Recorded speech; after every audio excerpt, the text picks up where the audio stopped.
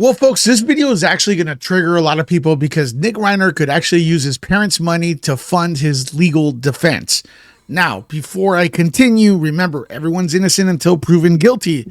But the question did arise here on Nerd Report during live. How is Nick Reiner actually paying for his Alan Jackson, who's a high-profile attorney? A lot of people are telling me he's really, really good. So how is he paying for that? That is a legit question, and people are actually frustrated, and the question is mounting. Now, I don't know how he is initially paying for his defense now at this point, since there's no trial.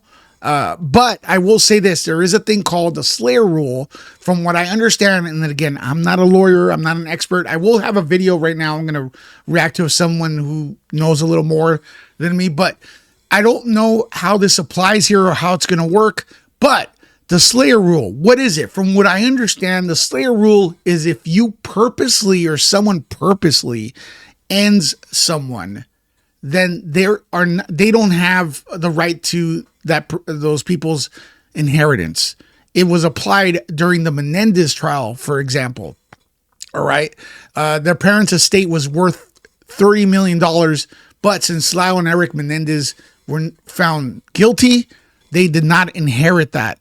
So if Nick Reiner is found guilty, he will not inherit his parents' money, which is estimated, I heard some reports, in the 200 million. But then again, there's what does he have? Brothers and sisters. It has to be distributed through them. Plus, we don't know if Rob Reiner actually had a will or anything. So as of right now, I have no idea how he's paying for Alan Jackson, but there are a few things to take into consideration here, because there are times where the Slayer rule does not apply. That's right. He could actually inherit the parents' money, and one of the defenses could be if mental illness and maybe even substance abuse, at least according to a few articles I've read. So if he ended his parents, and it was an accident, it's found to be an accident and not his fault, he could still inherit the money and pay for Alan Jackson. Could Alan Jackson be using this strategy? It's possible, because we keep hearing mental illness and substance abuse being thrown around a lot. So let's go with Susan Saywood here. She is actually responding to a Taylor Swift song that I'm not really familiar with, even though I'm a big fan of Taylor Swift, about someone ending their relative and inheriting their funds. So she's talking about what the Slayer rule is about. Please listen carefully.